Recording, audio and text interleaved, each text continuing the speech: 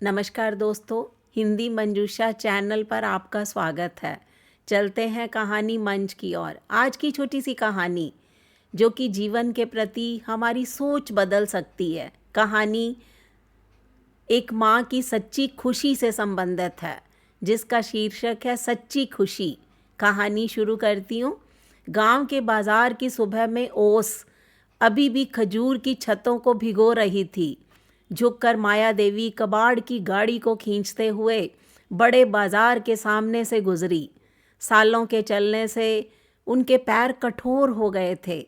उनके पतले और झुर्रीदार हाथ एक भारी बोरा घसीट रहे थे। उसका कोई नज़दीकी नहीं था। वो नहर के किनारे एक जर्जर झोंपड़ी में माया देवी अकेली रहती थी। दूसरों का फेंका हुआ सामान इकट्ठा करती थी। उसमें से जो कुछ बाजार में बिक जाता था, उससे उसका घर का गुजारा चलता था। एक दिन बाजार के कोने में उसे एक धीमी रोने की आवाज़ सुनी। एक नवजात शिशु, अभी भी लाल और नाजुक, एक पुराने एल्युमिनियम के कटोरे के अंदर छोड़ दिया गया था। उसके बगल में एक मुड़ा हुआ कागज़ लिखा था, कृपया कोई अच्छे दिल वाला इस बच्चे को अपना ले। माया देवी अचल खड़ी रही। उसकी धुंधली आंखें धीरे धीरे छोटी सी जिंदगी पर टिक गई। कोई पास नहीं आ रहा था। लोग सर हिलाते हुए, झुंझलाहट के साथ बुदबुदाते हुए आगे बढ़ रहे थे। आज के ज़माने में जब कोई मुश्किल से खुद को खिला पाता है तो पहाड़ जैसे भारी भाग्य का बोझ कौन उठाएगा। लेकिन माया देवी लोगों से अलग थी। उसने अपने कांपते हाथों से बच्चे को उठाया। बच्चे ने उसकी उंगली पकड़ी, धीरे से दबाया। माया देवी का दिल कांप उठा, साथ ही एक अप्रत्याशित गर्माहट से भर गया। बेटा, तुम्हारा कोई नहीं है, मेरा भी कोई नहीं है, चलो हम साथ चलें। ठीक है, उसने कोमलता से फुसफुसाया। उस दिन से उस तुच्छ झोंपड़ी में एक बच्चे की रोने की आवाज़, सुबह तक जलती हुई लालटेन की टिमटिमाती रोशनी, एक बूढ़ी माँ थी जो उस बच्चे को हर चीज़ से पालने के लिए बूंद की हर दूध और दलिया के हर चम्मच को सावधानी से नापती थी जो उसके पास होता था। गरीब मोहल्ले में लोग उसे पागल कहते थे। कुछ उसे सीधी सीधी कहते थे, तुम उसे पाल रही हो, जब वो बड़ा होगा तो चला जाएगा, तुम्हें अकेला छोड़ देगा, वो तुम्हारे खून का नहीं है, तुम बस अपने ऊपर एक बोझ ले रही हो। वह सिर्फ मुस्कुराती थी। उसकी नज़रें क्षितिज में खोई हुई थी।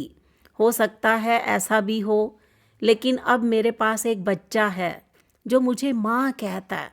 मेरी ज़िंदगी में मुझे कभी इतनी खूबसूरत चीज़ नहीं मिली।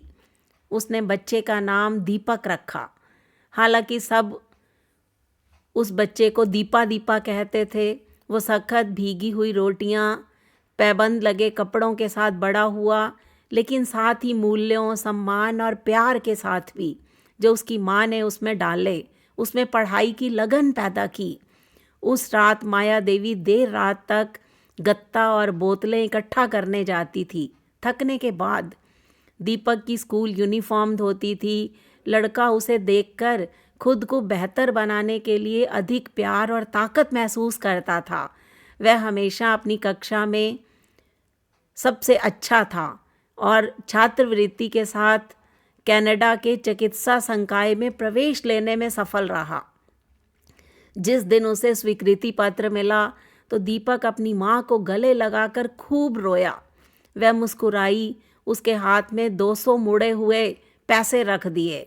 उस समय उसके पास जो कुछ भी था, कहा, जाओ पढ़ाई करो, एक अच्छा इंसान बनो, मुझे और कुछ नहीं चाहिए, बस तुम भलाई के साथ जियो, यही मेरे लिए काफ़ी है।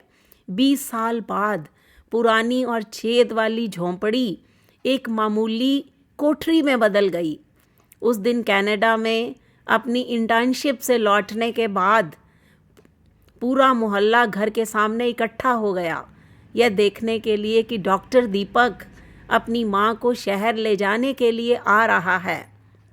वह एक सफ़ेद कोट, हाथ में फूलों का एक बड़ा गुलदस्ता लेकर कार से उतरा और माँ के सामने घुटने टेक दिए। माँ, मैं अब एक इंसान बन गया हूँ, आज से मैं तुम्हारा ख्याल रखना चाहता हूँ जैसे तुमने मेरा ख्याल रखा।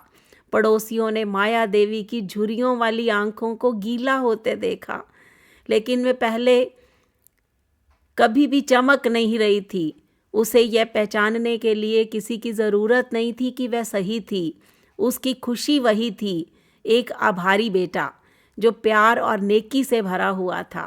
उसने समझा कि मातृत्व को खून के रिश्तों की ज़रूरत नहीं होती, एक सच्चा प्यार ही काफ़ी है।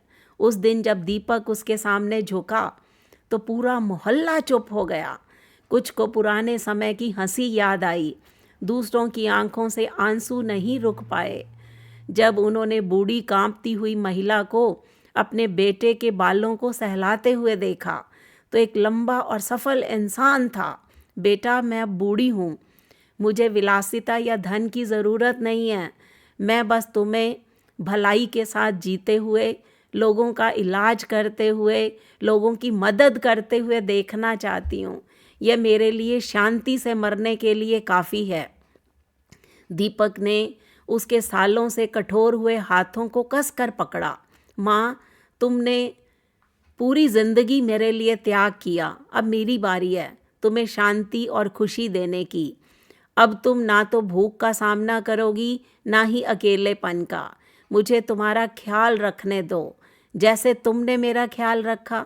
फूलों का गुलदस्ता बूढ़ी महिला के हाथों में रह गया और जब दीपक तालियों, मुस्कुराहटों और पड़ोसियों के आंसुओं के बीच उसे कार में चढ़ने में मदद कर रहा था तो सब ने समझा कि वह महिला जिसे कभी उसके पागलपन के लिए तिरस्कृत किया गया था, अब दुनिया में सबसे ज़्यादा खुश थी। क्योंकि सच्ची खुशी ना पैसे से मापी जाती है, ना ही खून के रिश्ते से। कभी कभी खुशी बस एक आलिंगन होती है, एक आवाज़ जो माँ कहती है, एक दिल जो प्यार करना जानता है। ये है दोस्तों सच्ची खुशी जो कि माया देवी को मिली और कैसे उसने अपने बेटे को, बच्चे को पाला पोसा। तो ये कहानी आपको कैसी लगी, इस पर अपनी प्रतिक्रिया दीजिए। हिंदी मंजूषा चैनल को सब्सक्राइब कीजिए। मिलते हैं अगली वीडियो में, तब तक के लिए नमस्कार।